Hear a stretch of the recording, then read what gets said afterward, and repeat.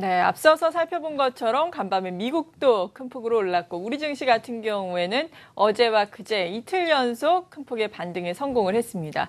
그렇다면 기술적으로 봤을 때 지금의 위치는 어떻게 평가를 해야 하는지 추가 상승이 가능할 것인지 알아보도록 하겠습니다. 유한타증권의 정인지 연구원 모셨습니다. 어서 오세요. 네, 안녕하십니까. 네, 먼저 미국 증시의 동향부터 살펴보도록 하죠.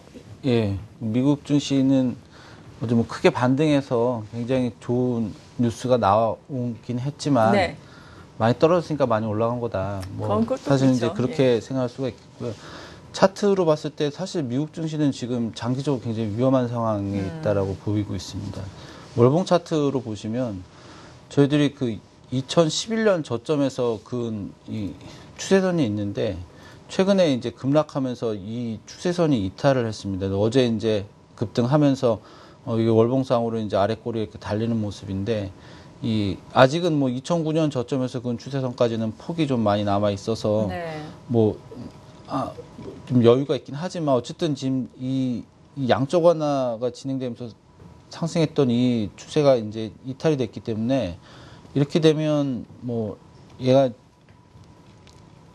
뭐 급락은 안 할지라도 얘가 신고가를 경신한다든지 이런 흐름이 나오기는 좀 쉽지는 않거든요. 그래서 추세가 이제 좀 꺾인 거죠. 추세 자체는 이탈해서 예. 사실 이제 4년간의 상승 추세 끝났다라면은 조정 국면이 시작이 된다고 봐야 되는데 뭐 짧게 봐도 1, 2년 정도, 뭐 길게 보면 더 길 수도 있고 그런 정도의 어떤 조정이 시작이 된 상황이라서 네. 물론 이제 조정이 하락이란 뜻은 아닙니다. 횡보도 네. 조정이라고 보니까 어쨌든 지금 전체적인 그림은 좀 큰 그림은 좀 일단 좀 굉장히 안 좋아진 상황이다 이렇게 볼 수가 있겠고요. 일봉으로 보면 어저께 반등은 뭐 굉장히 이제 뭐 반가운 소식이면 틀림이 없습니다. 그래서 미국 이격도가 90%, 60일 기준으로 90% 밑에까지 최근에 떨어졌었는데 2011년도 저점 만들 때 이후로는 뭐 최대 하락이었다라고 이제 이격도 기준으로 볼 수가 있겠고요. 어저께처럼 장대 양봉이 나오면 일단 이제 하락은 이제 끝났다라고 볼 수 있습니다. 그럼 이제 당분간 최소한 뭐 한 5, 6개월 정도를 봤을 때는 요 최근에 저점을 기록했던 1867포인트 S&P 기준이죠. 여기는 네. 이제 깨지는 않을 거라고 보이는데 일반적으로 이제 과거에 이렇게 급락했을 때 나타나는 패턴을 보시면 이게 지금 2011년도의 급락 사례인데 예. 오늘이 아마 이렇게 양봉난 날 정도의 모양이 비슷하네요. 될 거예요. 예. 예. 그렇게 되면은 이때랑 만약에 뭐 똑같진 않겠지만 상황을 가정을 하면은 내일 오늘 오른 것만큼 바로 다시 다 뺄 수도 있다는 얘기죠. 근데 문제는 이 바닥은 잘 안 깨진다는 겁니다. 이제 등락을 하면서 바닥을 만들고 또 천천히 레벨업 시키면서 이제 이가 추세 시작되는데 지금 생각해보면 뭐 이날 가격은 향후 뭐 한 10년 내 최저가기 때문에 저로의 매수 기회였다 볼 수 있겠지만 예. 이 당시로만 놓고 보면 한 두세 달 동안은 계속 뭐 비슷한 가격대에서 왔다 갔다 하면서 불안한 모습 보였겠죠. 그래서 지금 어쨌든 뭐 이건 뭐 미국뿐만 아니라 급락장이 나타났을 때 바닥 형성 기간은 뭐 최소 1개월 길면 뭐 몇 달씩 걸릴 수 있기 때문에 그래서 단기적인 급등락 장세가 좀 예상이 되고요. 이제 그런 면에 있어서도 좀 대응하기는 좀 쉽지는 않으실 텐데 어쨌든 뭐 하락하면 뭐 사고 좀 올라가면 팔고 이런 플레이가 좀 필요한 상황이라고 보입니다. 네. 그러니까 S&P 500을 기준으로 봤을 때 1867 정도 저점을 깰 가능성은 낮지만 이 정도 수준에서 계속해서 변동성 장세가 박스권으로 나올 수 있을 것이다라는 말씀이시네요. 다소 답답할 수 있겠지만 그래도 추가 하락을 안 한다는 게 어디겠습니까?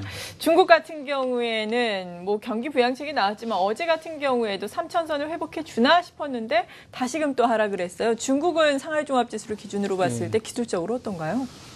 기술적으로 접근 자체가 쉽지 않은 그렇죠. 그림입니다. 예.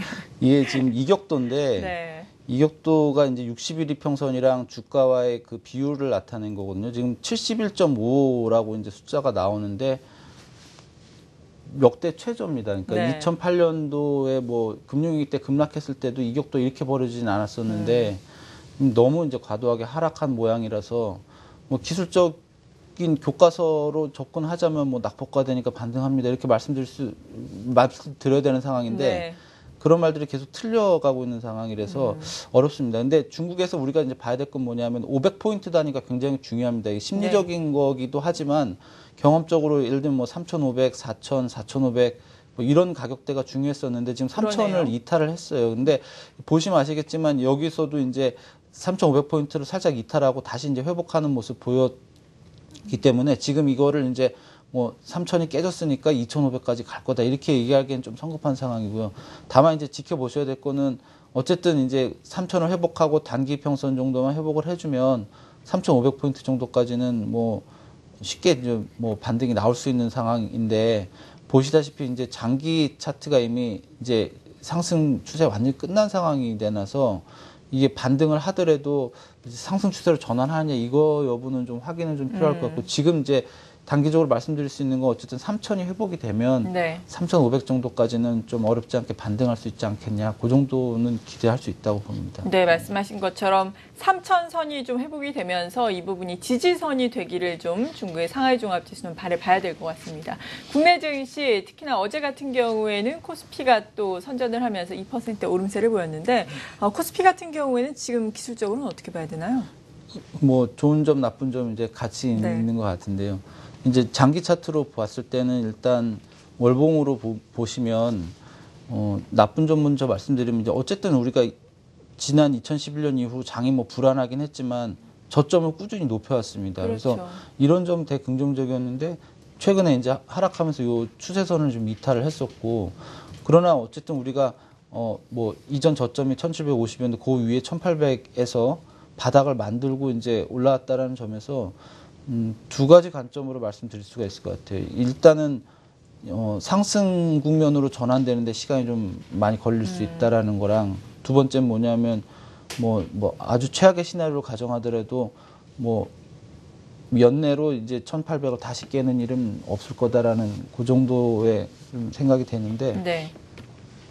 미국이랑 사실 비슷합니다. 우리도 이제 2011년 이후로 거의 1년에 한 번씩 이렇게 급락장이 있지 않습니까? 작년에도 있었고, 예. 재작년에 있었고, 2012년, 11년에 있었는데, 그때 보시면 이렇게 이격도가 90% 아래 정도까지 내려온 다음에 반등을 할 때는 단기 고점이 어디서 나왔냐면은 요 단기 하락 추세가 시작된 그 하락폭의 50%에서 60%요 사이에 나왔습니다. 그래서 지금은 어느 지금은 정도예요? 1950에서 2000 예. 사이 정도 됩니다. 그러니까 1950에서 2000 사이 정도 되면 일단 단기 고점이라고 보시고 근데 보통 거기까지 가는 기간이 한 달 정도 걸립니다. 그러니까 어저께 같은 속도로 올라가면 뭐 오늘 하루만 해도 벌써 1950에 갈 수 있긴 하겠지만 예.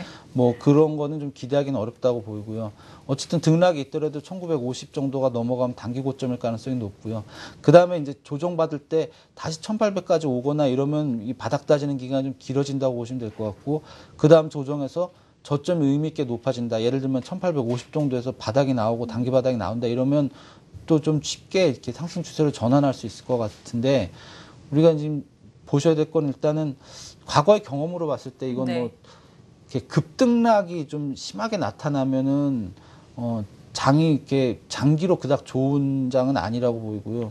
장기로 추세가 이어가려면 단기 내지 이렇게로 봤을 때는 장이 이렇게 좀 지지부진한 것처럼 보이면서 네. 잘 안 오르는 것 같은데 지나고 보면 좀 올라 있고 은근히 올라가는. 예. 이제 그런 때 사실 이제 시황 쓰는 사람들 입장에서는 말하기 참 힘들거든요. 이게 그렇겠어요. 오르긴 오르는데 악재는 계속 있는 것 같고 장도 그닥 뭐 반응을 잘 안 하는 것 같고 이런 모양이 나오면 사실은 그게 장기 추세로 이어질 가능성이 높은데 막 어저께 같은 모습 물론 이제 바닥을 다지고 올라올 때 이렇게 급반등하는 건 좋긴 하지만 뭐 이런 모습이 뭐 또 나왔다 또 급락하고 이렇게 나와주면 어쨌든 장은 좀 불안한 걸로 보셔야 될 것 같고요.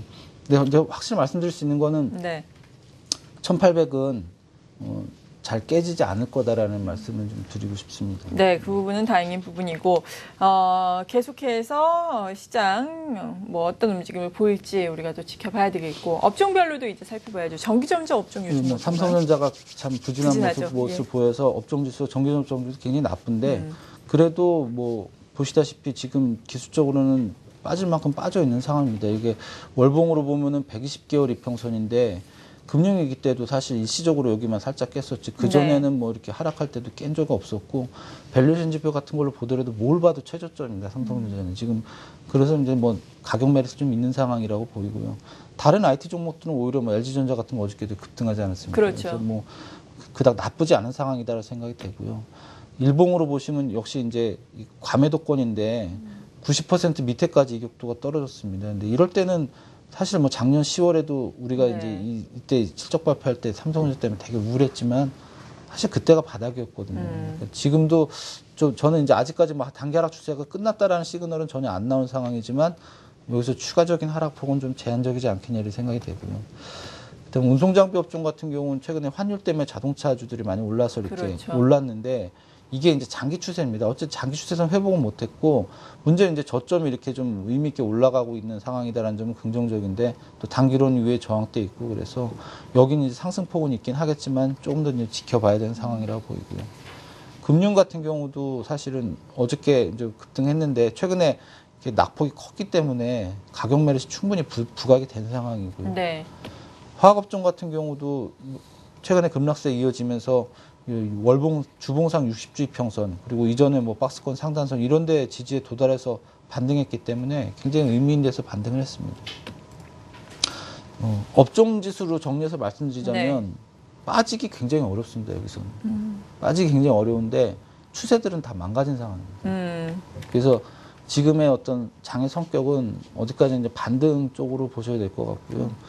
반등하는 과정에서 이제 얘가 어떻게 좀 모양을 잘 만들어서 상승 추세로 전환되느냐 뭐 이런 부분을 좀 더 관심을 갖고 추적을 하셔야 될 것 같습니다. 네, 그러니까 지금 이 바닥일 가능성은 높은데 그렇다고 해서 바닥을 찍고 뭐 강하게 반등하거나 이런 걸 기대해서는 좀 곤란하다라는 말씀이신 건가요? 예, 뭐 강하게 반등하면 또 강하게 이렇게 등락이 있을 거고요. 그렇지 않다면 또 좀 약하지만 또 은근히 상승할 수 있을 것 같은데 네. 장기적으로 보면 이제 후자 쪽이 조금 더 시장에서는 좋은 모습이 긍정적이다. 아니겠냐 이렇게 봅니다. 예. 네, 코스닥 시장도 강하게 올랐는데요. 코스닥은 어떤가요? 코스닥도 굉장히 의미 있는 가격대에서 반등했어요. 60주 이평선 뭐 좀 이탈하기도 했었는데 결국은 이제 어저께 상승으로 지지된 게 확인이 됐었는데 그러네요. 보시다시피 주봉상 이평선들이 이렇게 이격이 벌어진 상황이면 추세를 계속 이어가기가 쉽지가 않거든요. 그래서 지금 얘가 이제 반등한다 하더라도 이렇게 다시 또 조정 받으면서 등락을 상당히 보일 것 같습니다. 이제 크게 보면 한 630 정도에서 한 750 요 사이 정도에서 이제 박스권을 움직이면서 길 가능성이 높고요. 네. 그래서 이제 완만하게 올라가면서 이제 장기 평선들이 따라 올라오고 이런 모양을 만들어주면 다시 레벨업도 가능한데 지금으로서는 시간이 많이 필요하다고 생각됩니다. 예. 네. 일봉도 살펴볼까요? 예, 일봉상으로는 뭐 보시다시피 뭐 5일 이평선을 뭐 크게 회복을 한 상태라서 보통은 이제 이렇게 장이 이렇게 꺾이면 처음 꺾이면 60일 이평선이 사실 중요한 분기점이 됩니다. 이제 네. 반등을 하더라도 거기가 저항이 되기도 하고 또 저항이 되기도 하지만 또 이렇게 등락을 하면서 또 돌파를 하면 사실 새로운 추세가 시작될 수 있는 어떤 계기가 마련되기도 하고요. 그래서 지금으로서는 뭐 한두 달, 한 달 뭐 안쪽으로 단기로 본다면 어쨌든 60일 이평선이 있는 이 730포인트 수준 정도를 어떻게 잘 회복을 하느냐 이제 그걸 좀 보셔서 단기로는 어쨌든 요 정도 수준으로 눈높이를 맞춰주시면 괜찮을 것 같습니다. 네, 이렇게 기술적인 분석, 미국 증시, 중국 증시, 국내 증시까지 들어봤는데 마지막으로 투자자 여러분들께 간략하게 어떤 말씀 한마디로 마무리를 짓고 싶으세요? 장은 하락해도 어렵고 상승해도 어렵습니다. 예, 맞아요. 그래서 어저께도 직원분들이랑 얘기를 나눠봤는데 네. 반등을 많이 했지만 실제로 계좌 열어보면 그다지 좋은 상황은 아니다. 다들 그렇게도 말씀하시거든요. 그래서 지금 같은 경우는 뭐 좀 이렇게 그 손해를 보신 분들 입장에서는 원금을 빨리 회복했다는 생각보다도 네. 단기 고점이 나왔을 때 어쨌든 정리하고 다시 또 조정 받을 때 이제 다시 사서 이렇게 좀 손실을 좀 빨리빨리 메꿀 수 있는 방법을 좀 고민해 보시는 게 좋을 것 같고, 그다음 지금 장의 성격이 낙폭과대주가 이렇게 올라가는 것보다는 아까 뭐 배당주라고 뭐 대형주 배당주 말씀하셨지만 기존에 이제 추세가 그래도 좀 안 꺾이고 살아있던 종목들이 사실은 좀 더 여전히. 가는 이런 네. 모습을 좀 보이고 있거든요. 그래서 지금 종목별로는 어쨌든 선정하실 때는 그래도 좀 너무 이제 많이 빠졌다라는 그 낙폭과대 컨셉보다도 기존에 가던 종목들에 대해서 좀 관심을 가지실 필요가 있겠고, 그다음에 뭐 낙폭과대는 어쨌든 반등하는 종목들 같은 경우는 단기 고점에서는 좀 어느 정도 정리하시고 좀 매매를 하시면 좀 좋으실 것 같고요. 그다음에 뭐 이도저도 잘 안 된다 네. 하는 분들은 그냥 뚝심 있게 기다리셔야 됩니다. 네, 잘 알겠습니다. 기술적인 분석 들어본 이후에 투자 전략까지 들어봤습니다. 유한타증권의 정인지 연구원이었습니다. 감사합니다. 예, 감사합니다.